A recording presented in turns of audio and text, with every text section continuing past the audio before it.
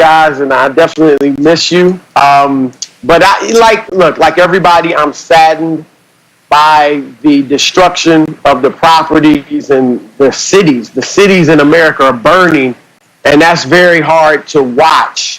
And I support the protesters without question, but I think it's gotten to a point where there are people of all races and all political stripes, and I even think people who are actually against the cause of African Americans and what we're fighting for, who are now looting and destroying these cities and these businesses, and they're using the death of George Floyd as an excuse to just wreak havoc and cause this destruction and steal merchandise. And that's very unfortunate that this is happening. But I will not sit here. I think it's cowardly if anyone condemns the protesters, even the violent ones, and yet they refuse or don't condemn the horrific acts and the lack of justice that has led to these protests. And that is, of course, whether it's Tamir Rice, Eric Garner, Philando Castile, John Crawford, all the way up to George Floyd. Seeing these people on videotape, no less, murdered, and then the police who murdered them are either acquitted of their crimes or not charged at all. And that is what has led to this. And anyone condemning the looting and all of that, you must also condemn what has led to it. And that started it, so that should be condemned even in stronger terms. I also think people need to realize that the people who are looting and destroying these properties and breaking the law, and it is wrong, breaking the law, they are only following the example that they have seen set by many of these police officers all the way up to the highest levels. When you saw what happened with George Floyd, those were policemen who are paid to uphold the law, disregarding the law, disregarding it to the point where they could kill a man in broad daylight while they know they're being videotaped. They have such little regard for the law that they could do that. And then we saw in Georgia with Ahmaud Arbery. We know the police department there had the videotape for months, and they were going to let the killers go free. Where is their respect for the law? And only a month ago, and I don't even like typically going here, but only a month ago, month and a half ago, the president was encouraging protesters in Michigan, in Minnesota, in Virginia to break the law, to protest against the stay-at-home orders, which was the law at that time.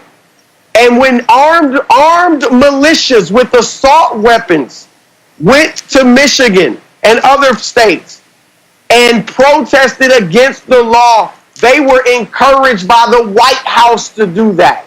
So my point is, when you see people at the highest levels, from the police department to the White House, who have no regard for the law, don't get mad at the people that have been pushed to the bottom rung of society, who are downtrodden, when they have no regard for the law. This is anarchy, unfortunately. Like I said, I hate seeing this. This is anarchy from the streets on up to the White House, from the hood to the White House. This is anarchy, and it's tough to watch. It is, Chris. But George Floyd was probably what we call the straw that broke the camel back. Because if you go back in history, as you mentioned, there have been so many Walter Scotts and so many Athena Jefferson and so many that go unpunished. And we go back, Skip, even when citizens would kill black men in the 40s, 50s, and 60s, they would get an all-white jury, and they would be all in 10 minutes. They'd have the trial one day, and the jury would deliberate for 10 minutes, and then they go scot-free. And people are like, well, hold on, wait a minute, where is our justice? You say justice is supposed to be blind, but we understand that when black people come up that step, Lady Justice is peeking out from under that blindfold, like, okay, you black, oh no, we gonna hold you. They say justice is like shackles and cobwebs. They say it's like shackles for a black or minority because you're held more accountable. They say for our white counterparts, it's like cobwebs. It's easily brushed aside. And so we're seeing that. And people can only take so much. I don't care how peaceful, how, man of faith, every man has a breaking point. And what we're seeing is that we're seeing year after year after year, police do this over and over again with no accountability.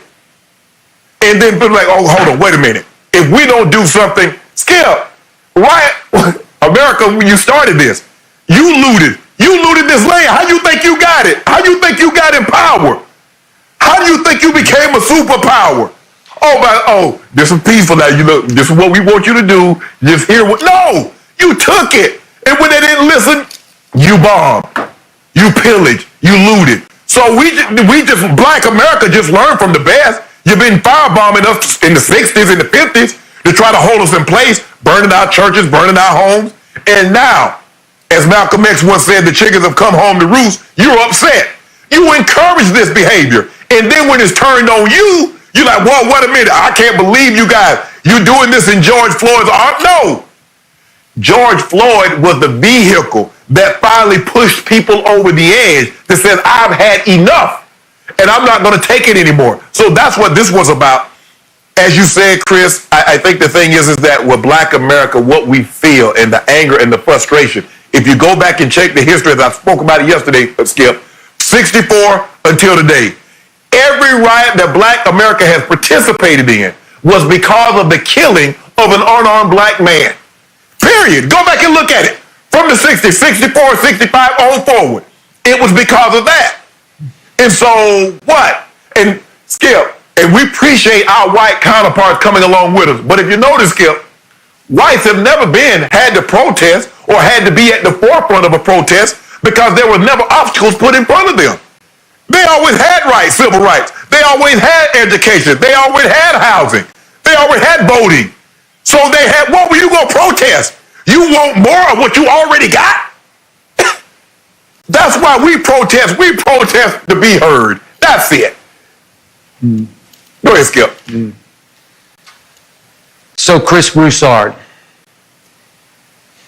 now that we're seeing worldwide protests over George Floyd, we're seeing London and Paris and Berlin and on, that somehow this has seized the attention of the world, not just the black community in America.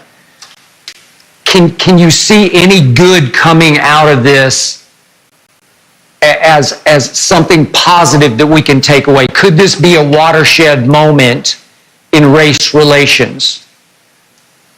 Well, Skip, I saw you earlier in the segment before talking about how you're encouraged that, you see so many whites involved in the protest. Mm-hmm. And I agree with you. That has been encouraging to see whites and non-blacks joining in this. I was saying to my wife last night, this kind of reminds me of how in the 1960s during the Civil Rights Movement, part of their strategy, Dr. King, Martin Luther King, and others, was to, as they marched non-violently, they knew that the police were going to be violent with them. And they wanted the entire world to see how they were having dogs sicked on them. They were being beaten down by the cops. They were having water hoses and fire hoses shot at them. They knew that when people, and white people saw that they would be moved to action and try to change it. And I think that's what this was. It's very unfortunate. It's ridiculous that it had to take this. But for people to see what happened with George Floyd in broad daylight, I think a lot of white people saw it and were like, my goodness, this is just blatant disregard and blatant racism. And that has moved a lot of people to action. But what I'd say, Skip, is that people have to realize this is not just about George Floyd, and it's not even just about police brutality. This is about a system that economically and educationally and in terms of justice has put African Americans at the bottom. And those things need to be addressed too. I've talked about it. Look, people get upset. They got upset with affirmative action for blacks, which we've had for 40, 50 years. White people have had 400 years of affirmative action. And I can go by with the very acts, the Homestead Act, the Racist Enforcement of the Social Security Act, the GI Bill, the Federal Housing Administration loans in the mid-20th century that created the white suburbs and made things better for them while they redlined the black neighborhood. And so there needs to be an intentional effort to uplift the masses of black people who are stuck in poverty and feel disenfranchised and hopeless. All of them aren't going to be great athletes like Shannon Sharpe.